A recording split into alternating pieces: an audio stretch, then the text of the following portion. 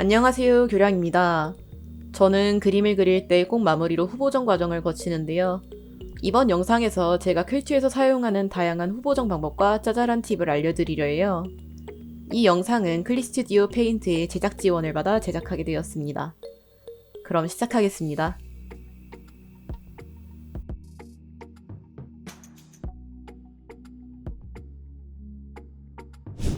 합성 모드는 제일 많이 사용하고 다양하게 응용하기 좋은 후보정 방법입니다.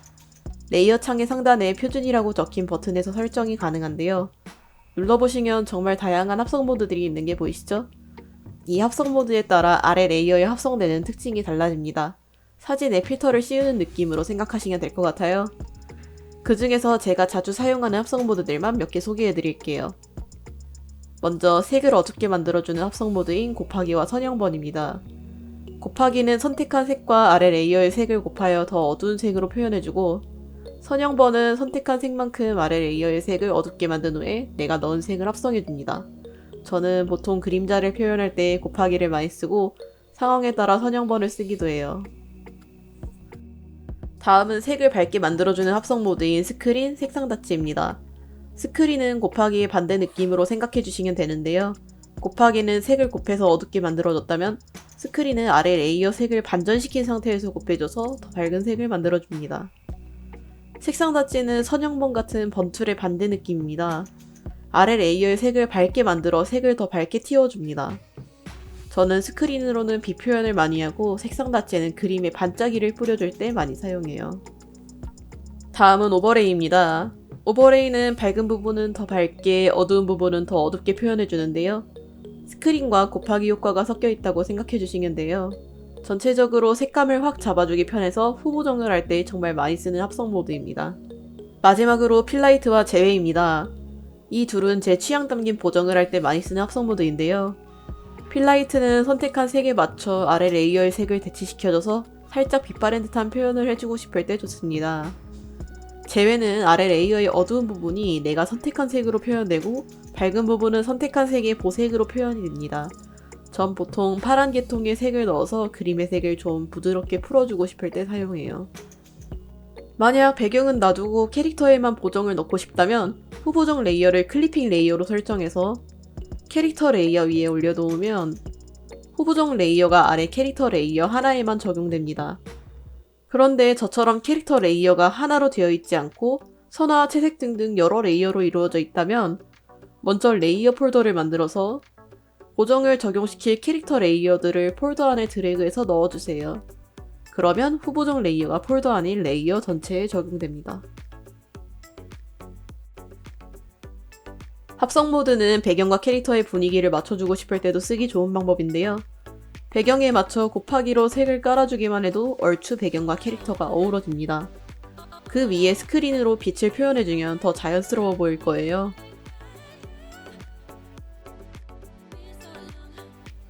이제 직접 제 그림의 합성 모드로 보정을 해볼게요.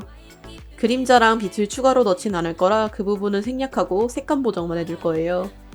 먼저 전체적으로 푸른 느낌을 살리고 싶어서 푸른색 오버레이를 깔아줍니다. 보시면 저는 한 가지 색을 바로 찾아서 넣어주는 게 아니라 비슷한 색을 이것저것 깔아보는데요. 페인트 통으로 클릭해주는 것도 전 번거롭게 느껴서 메인 메뉴 중 편집에 채우기 기능에 단축키를 넣어서 사용합니다. 기본 단축키는 Alt Backspace인데 저는 한 손으로 누르기 편하게 바꿔서 사용해요. 이렇게 푸른색을 깔아주면 그림이 전체적으로 파란색만 가득해 보이니까 붉은색 오버레이를 위에 깔아줄게요. 같은 합성 모드여도 얼마나 어떻게 쌓아주느냐에 따라 다양한 표현을 할 수 있어요. 여러 합성 모드를 이것저것 얹어보면서 내 취향의 보정법을 만들어줄 수 있습니다. 불투명도를 낮춰서 보정의 강도를 조절해줄게요. 분홍색 톤을 조금 더 넣고 싶어서 분홍빛 또는 회색을 넣었어요. 오버레이는 중간 톤의 회색에 가까울수록 색이 변화가 줄어듭니다. 아주 살짝 넣어주는 거라 불투명도도 조절해줄게요. 마지막으로 필라이트를 깔아서 밝은 색을 살짝 눌러주고 선형 라이트를 살짝 넣어 마무리해줍니다.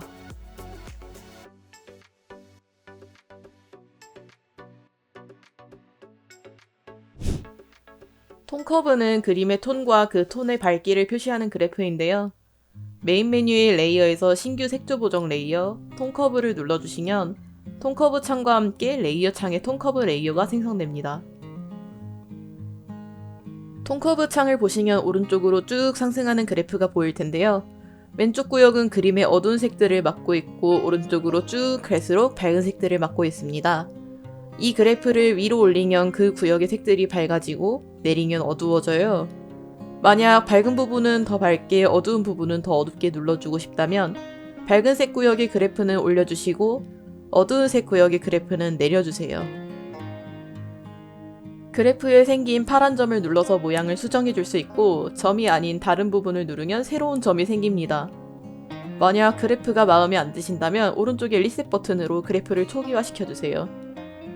그리고 톤 커브 창의 왼쪽 위에 RGB라고 적힌 버튼을 눌러주시면 레드, 그린, 블루가 보이는데요.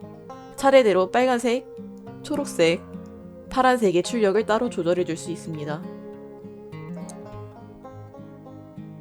그라데이션 맵도 톤 커브와 마찬가지로 메인 메뉴의 레이어에서 신규 색조 보정 레이어 안쪽에 있습니다. 그러면 톤 커브랑 마찬가지로 새로 창이 뜨고 옆에 레이어가 추가된 게 보이실 거예요. 그라데이션 하나를 골라서 더블 클릭을 하면 이미지에 그라데이션이 적용되는데요. 제일 왼쪽 색이 그림의 어두운 색을 대체해주고 오른쪽으로 갈수록 밝은 색을 대체해줍니다.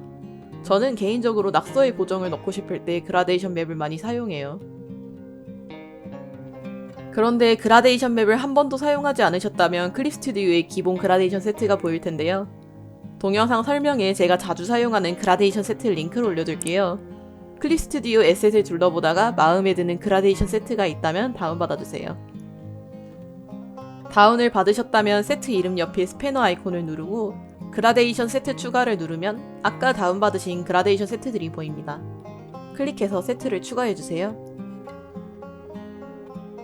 이제 본격적으로 그라데이션 맵을 사용해보기 전에 일단 OK를 눌러서 창을 닫고 레이어의 불투명도를 50으로 조절해주세요. 그리고 레이어에서 회색 박스를 더블 클릭해서 창을 다시 켜줍니다. 그냥 해주면 그라데이션 색이 강해서 후보정을 할 때 참고가 힘들어서 저는 보통 이렇게 해두고 그라데이션을 골라요. 여기서 오른쪽에 색 부분은 지정색으로 선택이 되어 있어야 원래 세트에 있던 색을 그대로 사용할 수 있어요. 물론 원하신다면 아래 색 부분을 눌러서 원하는 색으로 바꿔줄 수 있습니다. 원하는 그라데이션 맵을 선택하고 불투명도와 합성 모드를 조절해주면서 보정을 해줄게요.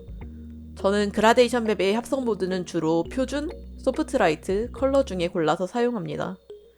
특히 제가 설명에 남겨놓은 이 그라데이션 세트는 이름부터가 컬러 모드 20% 내외에서 사용하는 그라데이션 맵이라 컬러 모드로 바꾸고 불투명도를 20% 정도로 조절해서 사용하면 좋습니다.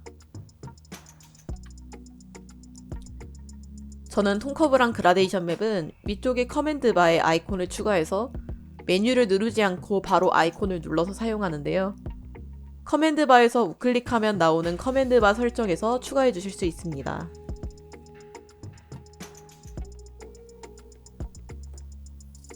만약 톤커브나 그라데이션 맵을 레이어 하나에만 바로 적용시키고 싶다면 메인 메뉴에서 편집, 색조 보정에서 톤커브나 그라데이션을 골라서 사용하시면 됩니다. 하지만 후보정을 할 때는 레이어를 따로 만드는 게 수정이 편하기 때문에 처음에 설명한 방법을 쓰시는 걸 추천드려요.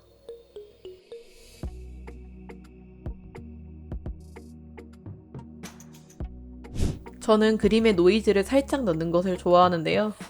우선 동영상 설명에 올릴 링크의 노이즈 세트를 다운받습니다.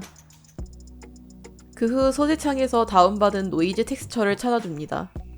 이런 화상 소재들은 브러쉬 창에 넣을 수 없기 때문에 자주 쓰는 텍스처나 소재들은 소재 폴더를 따로 만들어 옮겨두거나 즐겨찾기를 해서 찾기 쉽게 정리해둬요. 세트를 다운받으시면 3가지 텍스처가 보일 텐데요. 괄호가 없는 게 기본 버전, 괄호에 일본어로 보카시라고 적혀있는 건 살짝 흐린 버전, 마지막으로 일본어로 모노크로라고 적혀있는 건 흑빛 버전입니다. 저는 기본 버전을 드래그해서 캔버스에 넣어줄게요.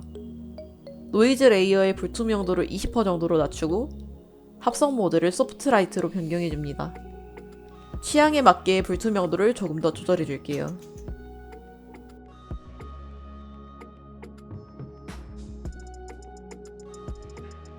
메인 메뉴 필터의 선명함과 흐리기를 사용한 보정 방법입니다. 선명함 기능을 쓰면 색의 경계가 뚜렷해져서 그림이 선명해지고, 흐리기에 가우시안 흐리기를 사용하면 그림이 흐려집니다. 이걸 레이어 하나에만 적용이 가능하기 때문에 그림을 JPG나 PNG로 내보낸 다음에 사용하거나 보정을 넣을 이미지에 레이어를 합쳐주셔야 합니다. 저는 선명함과 가우시안 블러를 많이 사용해서 단축키에 넣고 사용을 하고 있어요. 먼저 선명함을 원하는 만큼 넣어줍니다. 이때 너무 많이 사용하면 그림이 깨져 보일 수가 있어요. 선명함을 어느 정도 넣어주고 가우시안 블러로 살짝만 다시 흐려줍니다. 그 후에 다시 선명함을 또 원하는 만큼 넣어주세요. 그냥 선명함만 사용하는 것보다 중간에 블러를 살짝 넣고 사용하면 픽셀이 깨지는 느낌을 줄여주는 효과가 있어요. 선명함과 흐리기는 카메라 포커싱 효과를 내고 싶을 때도 좋은데요. 시선이 집중되는 얼굴 부분은 선명함을 쓰거나 그대로 놔두고 시야에서 상대적으로 먼 부분을 선택 영역으로 지정해주고 가우시안 블러를 넣어서 표현해줄 수 있습니다. 혹은 색 혼합 도구창에 흐리기 툴로 흐려줄 수도 있는데요. 이때 번짐 강도를 자동 설정해서 고정값으로 바꿔줍니다. 강도의 숫자는 2에서 4 정도를 추천드려요.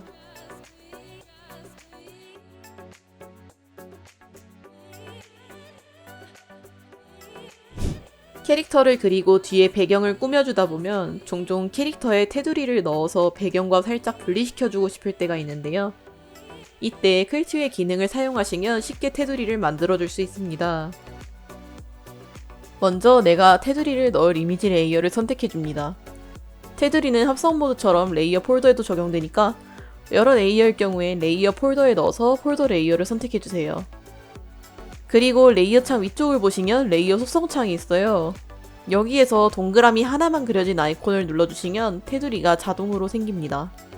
이 테두리는 레이어에 있는 이미지 전체의 테두리를 자동으로 넣어주기 때문에 끝에 그림을 그리실 때 덜 다듬어진 부분을 체크할 때도 도움이 됩니다. 테두리 두께 부분에서 테두리의 두께를 조절할 수 있고 그 아래에서 색도 조절이 가능합니다. 그런데 보시면 난 완전 흰색으로 테두리를 넣었는데 완전 흰색이 아니라 다른 색으로 색이 보일 때가 있어요. 이건 클리핑 레이어가 테두리에도 적용이 돼서 합성 모드가 테두리에도 영향을 미쳤기 때문인데요. 이럴 땐 폴더를 새로 만들어서 합성 모드까지 전부 폴더에 넣어주고 폴더에 테두리를 넣어주면 해결할 수 있습니다. 여기에 이중으로 테두리를 넣고 싶다면 이 폴더 위에 또 폴더를 만들어서 테두리를 추가해주세요. 이 방식으로 테두리를 만들면 테두리를 유지한 채로 이미지 수정이 가능해서 편리해요. 만약 저처럼 일러스트에 이런 데코 스티커를 넣거나 글씨 등을 넣어준다면 그림자를 넣어서 배경보다 앞에 있는 것처럼 보여주는 효과를 넣을 수도 있는데요. 먼저 레이어 창에서 그림자를 넣을 레이어의 썸네일을 컨트롤을 누른 채로 클릭해줍니다. 그러면 레이어의 이미지대로 선택 영역이 생겨요. 이미지 레이어 밑에 세 곱하기 레이어를 만들고 적당히 어두운 색으로 그림자를 넣어줍니다. 마지막으로 컨트롤 T를 눌러서 원하는 방향으로 조금씩 옮겨주시면 그림자가 완성됩니다.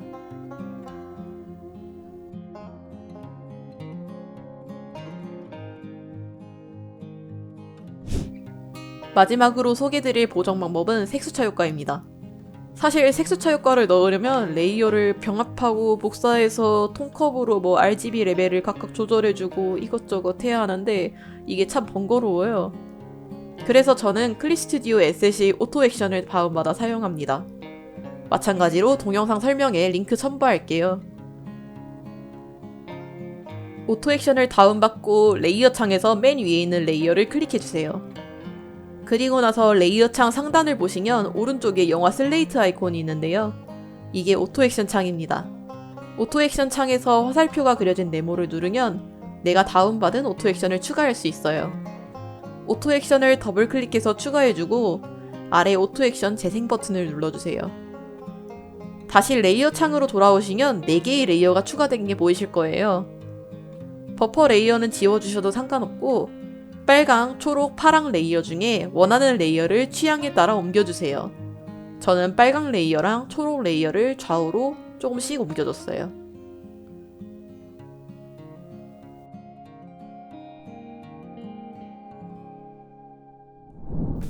이렇게 제가 사용하는 여러 후보정 방법에 대해 소개해드렸는데요. 도움이 되셨을까요? 제가 설명드린 보정 방법을 꼭 전부 사용할 필요는 없고 여러 보정 방법을 조금씩 사용해보면서 본인 취향에 맞게 즐기시는 걸 추천드립니다. 제가 영상에서 소개해드린 소재들은 전부 클립스튜디오 공식 소재 사이트인 클립스튜디오 S에서 무료로 다운받아 사용한 소재인데요. 이 공식 사이트에서 여러 브러쉬들부터 장식, 텍스처 등등 다양한 소재를 다운받아 편하게 사용할 수 있다는 장점이 있어 초보자분들께 추천드려요. 클립스튜디오를 사용해보시지 않으셨다면 최대 6개월 동안 무료 체험이 가능하니까 체험판을 써보시고 사용을 결정하시는 걸 추천드려요. 그럼 이만 마무리하도록 하겠습니다. 시청해주셔서 감사합니다.